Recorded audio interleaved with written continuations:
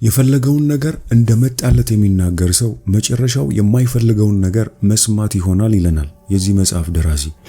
ብልሃተኛ ሁኑ። ብልሃት ቃላትን በጥንቃቄ መምረጥና እስከምን ድረስ እንደሚሄድ ማወቅን ያካትታል። ከዚህ ሌላ ብልህነት ሲባል ማለት የሚገባንንና ሳንን ልንተው የሚገባንን ነገር ምንነት ማወቅ ነው። ተሰጥኦ ያለ ብልሃት ሁልጊዜም ጠቃሚ ሆኖ ላይገኝ ይችላል። ቃላት አመለካከትን ያንጸባርቃሉ። ቃላት ስሜትን በመጉዳት ግንኙነትን ያበላሻሉ።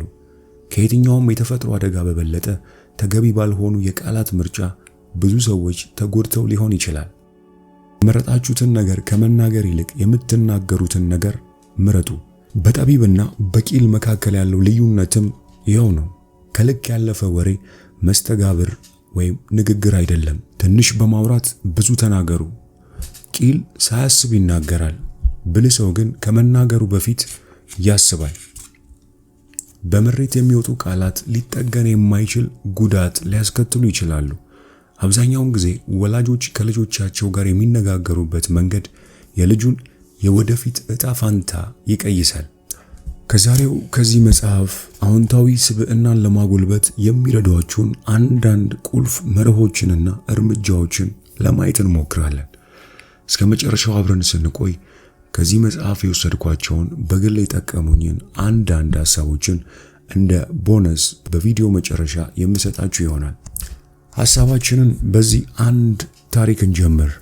አንድ ገበሬ የጎረቤቱን ስም በክፉ ያነሳና መሳሳቱን በተረዳ ጊዜ ለኃጢአቱ ንስሐ ለመግባት ወደ ነፍስ አባቱ ዘንድ ይሄዳል። የነፍስ አባቱም አንድ አቁማዳ ሙሉ ላባ በመያዝ ከተማ መሃል ወስዶ እንዲጥለው ይነግሩታል። ገበሬውም የተባለውን ያደርጋል። ከዚያ በኋላ የነፍስ አባቱ ተመልሶ ወደ ከተማው እንዲሄድና የጣለውን ላባ አንድ በአንድ ሰብስቦ እንደገና አቁማዳውን ሞልቶ እንዲያመጣ ያዙታል። ገበሬው የታዘዘውን ለመፈጸም ቢሞክርም ላባዎቹ በነፋስ ስለተበታተኑ ሊሳካለት አልቻለም። ባዶውን አቁማዳውን ይዞ በተመለሰ ጊዜም የነፍስ አባቱ አንተ የተናገርካቸውም ቃላት ልክ እንደ ላባዎቹ ናቸው፣ እንደ ዋዛ ካፍ ወጥተው የነበረ ቢሆንም መልሰ ልትውጣቸው አትችልም። ስለዚህ ሌላ ጊዜ ካፍ የሚወጡትን ቃላት ተጠንቅቀ መምረጥ ይኖርብሃል አሉት። ይህ ሐሳብ ቀደም ሲል በመግቢያችን ላይ ያነሳነው ቃላትን በጥንቃቄ መምረጥ እንዳለባቸው የሚያሳይ ነው። የፈለገውን ነገር እንደመጣለት የሚናገር ሰው መጨረሻው የማይፈልገውን ነገር መስማት ይሆናል። ስለዚህ ብልሆች ሁኑ። ብልሃት ቃላትን በጥንቃቄ መምረጥና እስከምን ድረስ እንደሚሄድ ማወቅንም ያካትታል። በመቀጠል የምናየው ፈገግታና ደግ መሆን ነው። ፈገግታ ምንም ባያስከፍልም ብዙ ነገሮችን ይፈጥራል። ሰጪዎቹን ሳያደኸይ ተቀባዮቹን ያበለጽጋል። ከመቅጽበት ተከስቶ ትዝታው ለዘላለም ይዘልቅ ይሆናል። ያለ ፈገግታ ለመኖር ችሎ የበለጸገ ማንም ሰው የለም። ፈገግታ በሚያስገኛቸው ጥቅሞች የበለጠ መበልጸግ እንዳልቻለ ሰው የሚደኸይም ሰው የለም። ፈገግታ በቤት ውስጥ ደስታን ይፈጥራል። በሥራ ዓለም ወዳጅነትን ያሳድጋል። የጓደኞች ማረጋገጫ ፍርሚያ ነው። ፈገግታ በድካም ለዛሉ ማረፊያቸው፣ ተስፋ ለቆረጡ የቀን ብርሃናቸው፣ ላዘኑ የማለዳ ፀሐያቸው ሲሆን ለተፈጥሮ ደግሞ አይነተኛ የችግር ማርከሻ መድኃኒቷ ነው። ዕለት ውላችሁ ውስጥ አንዳንድ የልብ ወዳጆቻችሁ ፈገግታን ሊለግሷችሁ በጣም ይደክማቸው ይሆናል። እናንተ ግን ፈገግታችሁን አትንፈጓቸው። የሚሰጡት ነገር የሌላቸው ሰዎች ያህል ፈገግታ የሚያስፈልገው ማንም ሰው የለም። ፍልቅልቅነት ከመልካምነት ተነስቶ የሚፈስ ጅረት ነው። ፈገግታ ማስመሰያ ወይም ከልብ የመነጨ ሊሆን ይችላል። ቁልፉ ያለው ከልብ የመነጨ ፈገግታ ላይ ነው። መኮሳተርና ፊትን ከማጨፍገግ ይልቅ ፈገግ ማለት ይቀላል። መኮሳተር ከፈገግታ የበለጠ ብዙ ጡንቻዎችን ማሰራትን ይጠይቃል። ፈገግታ የፊትን ውበት ያሻሽላል። ከነጭናጫ ሰው አጠገብ መሆን የሚሻማን ነው። ከባሰበት ነጭናጫ ሰው በስተቀር ማንም ይህን አይፈልግም። ፈገግታ ተዛማች ከመሆኑ ሌላ የፊትን ገጽታ ለማሻሻል የሚቻልበት ቀላል ዘዴ ነው። ፈገግታ የተላበሰ ፊት ሁልጊዜም ተቀባይነትን ያገኛል። ሌላው ደግሞ ጥሩ አድማጭ ሁኑ። አብዛኛውን ጊዜ የንግግር ጥበብ እየሞተ መሆኑን እናነባለን። ይሁንና ጥሩ አድማጭ መሆን ከዚያ የበለጠ ጠቀሜታ እንዳለውና ለመቀናጀትም አስቸጋሪ እየሆነ መሄዱን አትሰሙትም ይሆን? እስቲ የገዛ ራሳችሁን የሚከተሉትን ጥያቄዎች ጠይቁ። ሰዎች እንዲያደምጧችሁ ስትፈልጉ እነዚህ ሁኔታዎች ቢፈጠሩ ምን ይሰማችኋል? ከማዳመጥ ይልቅ ብዙ ቢያወሩ፣ ገና መናገር ስትጀምሩ በሐሳባችሁ አለመስማማታቸውን ቢገልጹስ? በየደቂቃው ጣልቃ እየገቡ ቢያቋርጧችሁስ? ትዕግስት በማጣት እያንዳንዱን የጀመራችሁትን አረፍተ ነገር እነሱ ቢጨርሱትስ? በአካል አብረዋችሁ ቢሆኑም በአእምሮ ከናንተ ጋር ባይሆኑስ? ቢሰሟችሁ ነገር ግን ባያደምጧችሁስ? ያዳመጧችሁ ባለመሆኑ አንድን ነገር 2 ወይም 3 ጊዜ መደጋገም ቢኖርባችሁስ? ከእውነታ ጋር የማይገናኙ ድምዳሜዎች ላይ ቢደርሱስ? ተያያዥነት የሌላቸውን ከርዕሰ ጉዳዮቹ ውጭ የሆኑ ጥያቄዎችን ቢጠይቋችሁስ? ቢቁነጠነጡና ቢረበሹስ? ያዳመጧችሁ ወይም ትኩረት እየሰጧችሁ አለመሆኑን በግልጽ ቢያስታውቅባቸውስ? እነዚህ ሁሉ ነገሮች ለተናጋሪው ሰው ወይም ለርዕሰ ጉዳዩ ፍላጎት ማጣትን የሚያመለክቱ ሲሆን ሙሉ በሙሉ ጨዋነት የጎደላቸው ተግባራት ናቸው። የሚከተሉት ቃላት ያለመደመጥ ስሜት ይገልጹ ይሆን? መዘንጋት፣ ውድቅ መደረግ፣ መከፋት፣ መናቅ፣ አላስፈላጊነት፣ ትንሽነት፣ ችላ መባል፣ መንኳሰስ፣ መበሳጨት፣ ደደብነት፣ ዋጋቢስነት፣ ቅር መሰኘት፣ ተነሳሽነት ማጣት፣ ተስፋ መቁረጥ። እስቲ ሁኔታውን በተገላቢጦሽ እናስበው። አንድ ሰው እንዲያዳምጣችሁ ፈልጋችሁ ያለ የሚከተሉትን ሁኔታዎች ቢፈጠሩስ? አድማጩ እንዲመቻችሁ ቢያደርጋችሁስ? ባልተከፋፈለ አእምሮ በጽሞና ቢያዳምጣችሁስ? ተገቢና ተያያዥ ጥያቄዎችን ቢያቀርቡላችሁስ? በጉዳያችሁ ላይ ፍላጎቱን ቢያሳያችሁስ? የሚከተሉት ቃላት የመደመጥን ስሜት ይገልጹ ይሆን? አስፈላጊነት፣ መደሰት፣ መርካት፣ ጠቃሚነት፣ አሳቢነት፣ ጥሩነት፣ ደስተኝነት፣ መደነቅ፣ መበረታታት፣ መነቃቃት። ስለዚህ እንደ ቋንቋ፣ የመረዳት ችሎታ ወዘተ ያሉ አእምሯዊ መሰናክሎች ሊኖሩ ይችላሉ። ሌሎች እንዲናገሩ ለማነቃቃት ጥሩ አድማጭ መሆን ያስፈልጋል። ማዳመጥ አሳቢነትን ያመለክታል። ለሌላ ሰው የአሳቢነት ዝንባሌ ስታሳዩ ሰውየው አስፈላጊ እንደሆነ ይሰማዋል። የተፈላጊነት ስሜት ሲሰማው ምን ይፈጠራል? የበለጠ ስለሚነቃቃ ሐሳባችሁን በተሻለ ሁኔታ ይቀበላችኋል። አስታውሱ፣ የተከፈለ ልብ ብቸኛ አሳማኝ ምልክት የተከፈተ ጆሮ ነው። ስለዚህ ጥሩ አድማጭ ለመሆን ተናጋሪው እንዲያወራ አበረታቱት፣ ጥያቄዎችን ጠይቁት። ይህን ማድረግ ለማድመጥ ፍላጎት እንዳላችሁ ያመለክታል። ጣልቃ ገብታችሁ ንግግር አታቋርጡ። መግባባትና አክብሮት አሳዩት። ርዕሱን አትለውጡ። ሙሉ ትኩረታችሁን ሰጥታችሁ በጥሞና አድምጡት። የሐሳብ መበታተንን አስወግዱ። ችግሮችን እንደ ራሳችሁ ችግር ማየታችሁን አሳዩ። አእምሯችሁን ክፍት አድርጉት። ቅድመ ግንዛቤዎችንና ጭፍን ጥላቻዎችን ከማድመጥ እንዳያግዷችሁ አድርጉ። በሚተላለፈው መልእክት ላይ እንጂ በአቀራረቡ ላይ አታተኩሩ።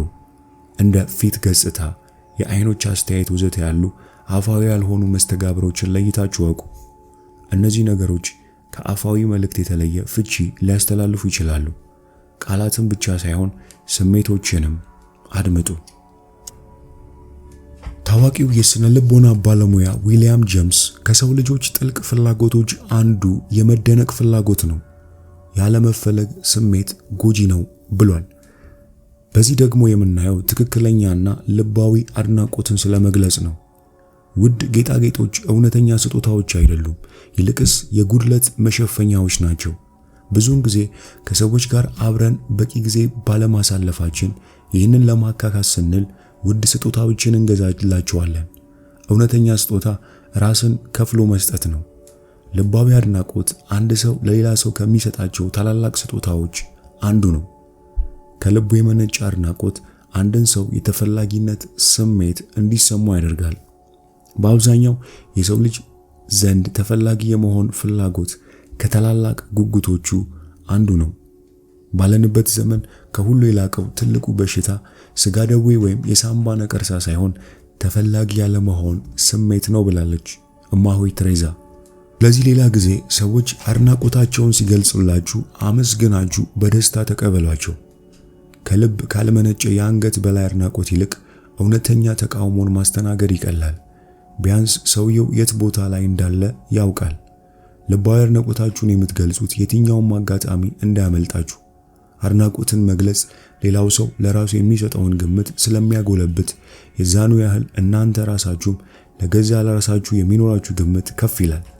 በይፋ አድናቆትን መግለጽ ዕውቅና ማግኘት ነው። ግን ማስጠንቀቂያ፣ ግልጽ የሆነ ምክንያት ሳይኖር አድናቆትን መግለጽ ቅሬታን ሊያስከትል ይችላል።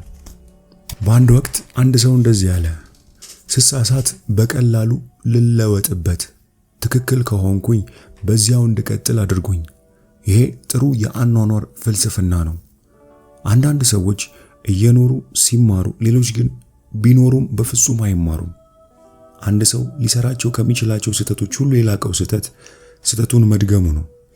ስህተታችሁን በሌላ ላይ በማላከክ የማስተባበያ ሰበቦች አትፈልጉ። በስህተታችሁ ውስጥ አትኖሩ። ስህተታችሁን ስትገነዘቡ፣ ስህተታችሁን ተቀብላችሁ ኃላፊነቱን ብትወስዱና ይቅርታ ብትጠይቁ ጥሩ ይሆናል። ስህተታችሁን አትሸፋፍኑ። ለምን ቢባል ስህተትን መቀበል የሌላውን ሰው ቁጣ ያበርዳልና ነው። ስለዚህ ስህተትን በመቀበልና በማለፍ ጥበበኞች ሁኑ።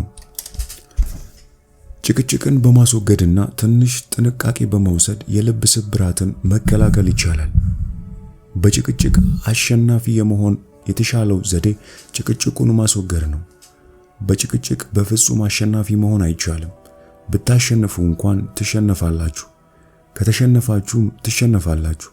በጭቅጭቅ አሸናፊ ሆናችሁ ብትገኙና ጥሩ ስራችሁን፣ ደንበኛችሁን፣ ጓደኛችሁን ወይም ትዳራችሁን ብታጡ ይሄ ምን አይነት ድል ነው?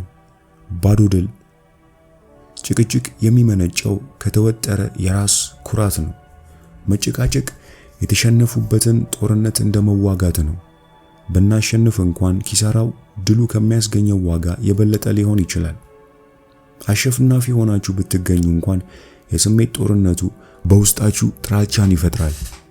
በጭቅጭቅ የሚሳተፉት ሁለቱም ሰዎች የመጨረሻዋን ቃል ለመናገር ይሞክራሉ። ጭቅጭቅ የጩኸት ድርድር የሚያመጣ የራስ ኩራቶች ጦርነት እንጂ ሌላ አይደለም። አንደኛውን ከለየለት ጅል የሚበልጠው ትልቁ ጅል ከእርሱ ጋር የሚጨቃጨቅ ሰው ነው።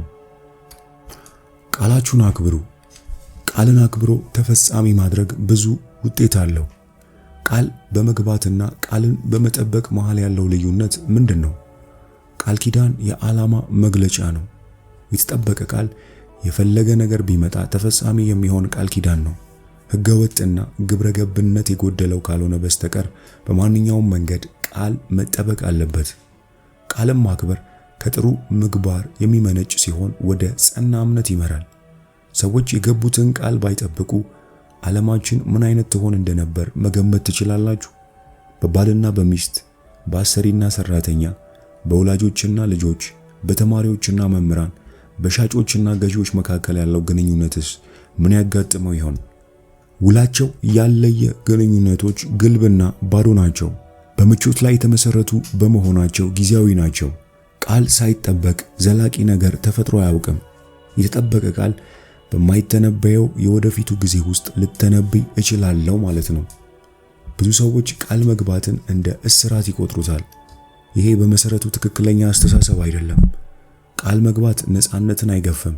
እንዲያውም የመተማመንን መንፈስ ስለሚፈጥር የበለጠ ነፃነትን ያቀናጃል። እስከዛሬ ከገባነው ቃል ሁሉ በላቅ አስፈላጊ የሚሆነው ለራሳችን የገባነው ቃል ነው። ለዚህም ነው የመልካም እሴቶች ስርዓት የግድ የሚያስፈልገን። ለምሳሌ በኋላ ላይ የአደንዛዥ እጽ ነጋዴ የሚሆን መሪ ለመደገፍ ለራሴ ቃል ብገባ ቃሌን ማክበሬን እቀጥልበታለሁ?